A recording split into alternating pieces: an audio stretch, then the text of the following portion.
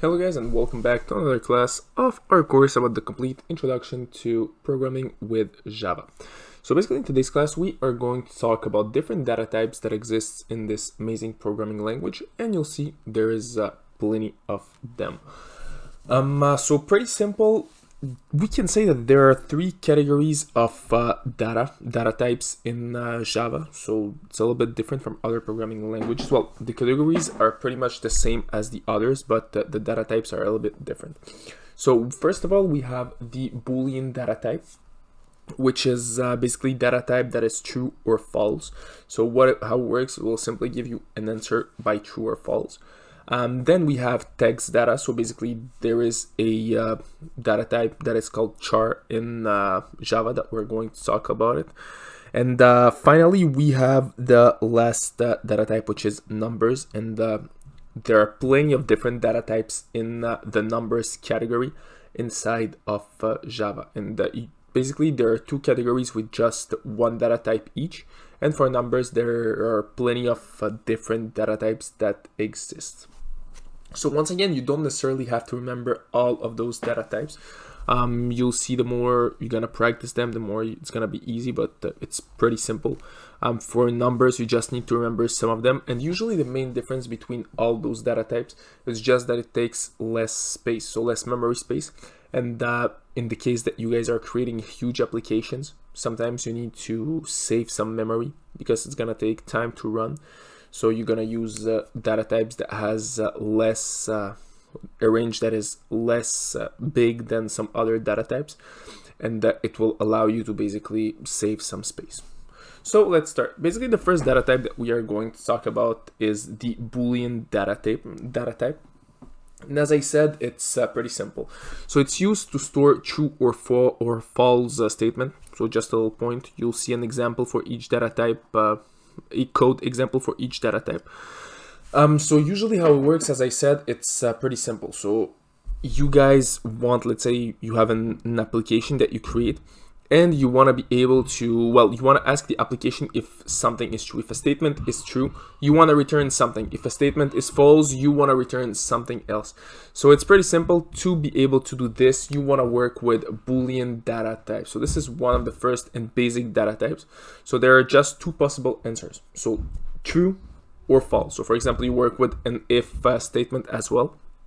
And you ask you ask your application if, for example, the value of that variable is higher than 5, then if it's true, I want to return something. If it's false, I want to return something else. So basically, you will use your variables, and you will as well use a Boolean data type to be able to perform true or false.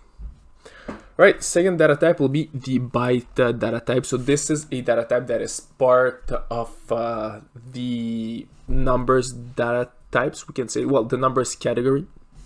And basically it works, well, pretty much the same way as all the other number data types, well, data types that are associated with numbers.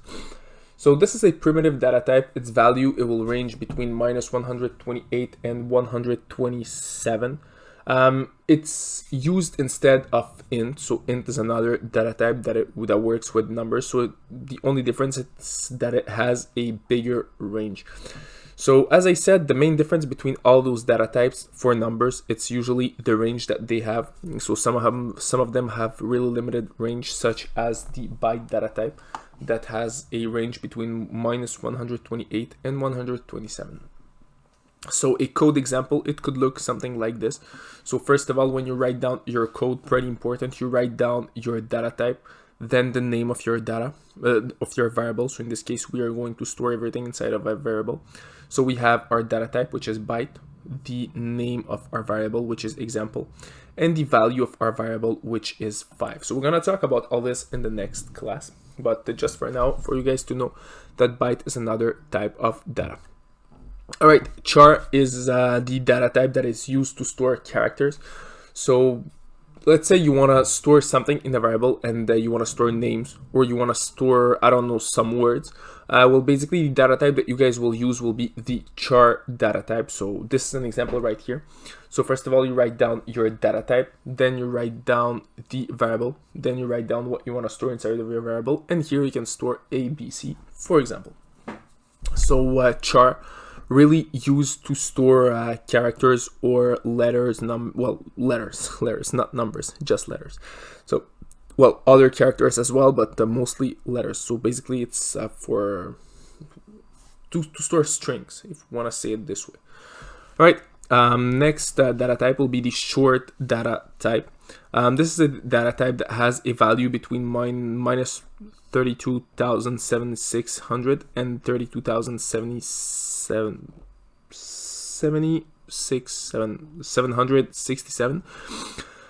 So basically, once again, this is the range of this data type. It takes a little bit more memory to use it.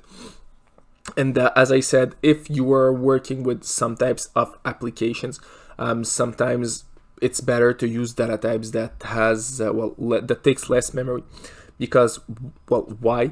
The biggest issue with that is that it will take more time loading. So if you're always using a data type that takes a lot of memory, so for example, use the double data type for all your calculations, and you have a huge application, well, it's gonna take a lot of time to load. All right, next data type that we are going to talk about will be the int data type, which is integers. And basically, what exactly is this data type? Well, it's once again a numerical data type that has data values that are between minus 2 power 31 and 2 power 31 minus 1. So once again, any number you want to generate between those those two ranges, you can do it with the int data type. So once again, there is an example. So int example equals 500. So you can store 500 inside of example with the int data type. Basically, for the purpose of this example, you could have used the pass data type as well. So you could have used the short as well. So you can use short or int, both would work. So basically, as I said, at the end, it's really a matter of how much space it's gonna take. All right, the long data type is another way to write down numbers. So it will store data that has values between minus 2 power 63 and 2 power 63 minus 1. So once again, it's really huge numbers. So it will take a little bit more of space. And once again, this is no matter if you write down small numbers or a huge number, it's gonna take the same amount of space. This is why it's really important to choose your data type depending of the type of application that you guys want to create, and if you plan that your application will take a lot of memory to run. Next type of data, the float data type. Once again, this type of data has an unlimited range but should not be used for precise values, so a lot of decimals. Once again, this type of data will take in consideration decimals, which is pretty cool in this. Well, if you want to work with decimals, it's pretty interesting as well. But once again, it takes a little bit more space. It's really important to understand that, because not all data types will take decimals. So really important to understand.